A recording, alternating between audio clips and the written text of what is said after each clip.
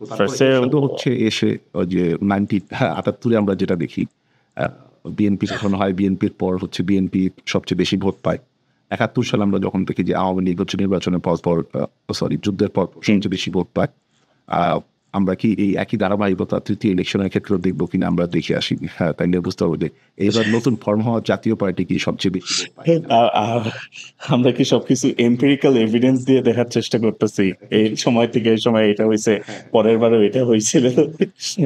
It's a possibility, but এটা তো it kind of explains itself, right? এই হ্যাঁ 1986 যে ইলেকশন হয় বাংলাদেশের তৃতীয় জাতীয় সংসদ, সেইখানে হচ্ছে বিএনপি সেই নির্বাচন বয়কট করে এবং সেইখানে কিন্তু দর্শকরা যারা জানেন বা জানেন না কিনা যে আপনারা বিএনপির যারা সমর্থক আছেন, আপনারা অনেকেই শুনে থাকেন যে খালেদা জিয়াকে বলা হয় আপসহীন নেত্রী। তো এই আপসহীন নেত্রীর কথাটা কোত্থেকে আসে?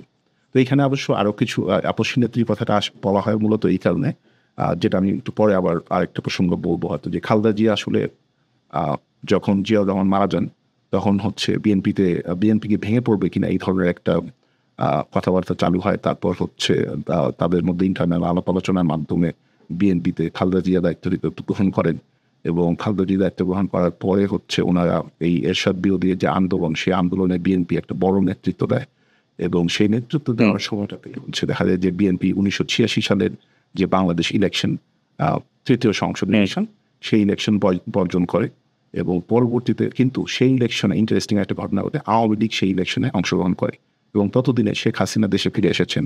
শেখ হাসিনার আন্ডারেই হচ্ছে 1986 ইলেকশনে আওয়ামী লীগ অংশগ্রহণ করে এবং 1988 সালের ইলেকশনেও বিএনপি অংশগ্রহণ করে না। সেখানে হচ্ছে এই ইলেকশনটাও বর্জন করে এবং সেই ইলেকশনে দেখা যায় আওয়ামী লীগও বর্জন করে। তো আওয়ামী লীগ 86-তে গেলেও 88-তে যায় নাই, কিন্তু খালেদা জিয়ারা যেমন বিএনপি নিয়ে 1986-88 দুইটা ইলেকশনে কোনোটাতেই যান নাই। সেই কারণে হচ্ছে কিন্তু তার এই আপসহীন নেত্রীর যে নামটা, এটা কিন্তু ওই সময় থেকে আসে যে ওনাকে কোনোভাবেই এই বাটপাড়ি ইলেকশনে প্রভাবিত করে নিয়ে যাওয়া যায়নি। তো এটা কিন্তু অনেকেই হয়তো জানেন, ইভেন বিএনপির অনেক সমর্থকরা হয়তো জানেন। আমি জাস্ট তাদের রিওয়াইন্ড করার জন্য একটু মনে করে দেওয়ার জন্য হয়তো কিছুটা বলা। তো আমরা আবার 1986 ইলেকশনে ফিরে যাই এবং রেজাল্ট পর্যবেক্ষণ করি যে কেমন রেজাল্ট হলো। দেখা যাচ্ছে এটাতে এটাতে দেখা যাচ্ছে যে মানে পপুলার ভোট অনুযায়ী কিন্তু ওই 1979 মতোই কিন্তু পারফর্ম করেছে, 26% আওয়ামী লীগের কথা বলছে। But Jatiya Party of course you just mentioned earlier যে এইবার আপোষ করে এবার বিএনপি দাঁড়ায় নাই। তো সো ওই অনুযায়ী কিন্তু দেখা যাচ্ছে যে তারাও যেমন বিএনপি 9-এ আমরা যেমন দেখছি 41% ভোট ছিল, জাতীয় পার্টির আন্ডারে 42% ভোট এবং তারা হচ্ছে 153টা সংসদ আসন পায় এবং আওয়ামী লীগকে, শেখ হাসিনাকে তখন 76টা আসন ছেড়ে দেওয়া হয়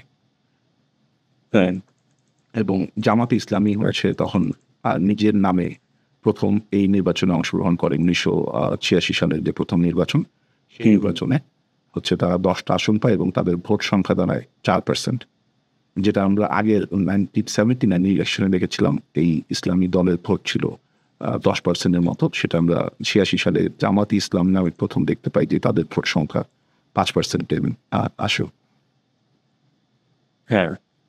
এটা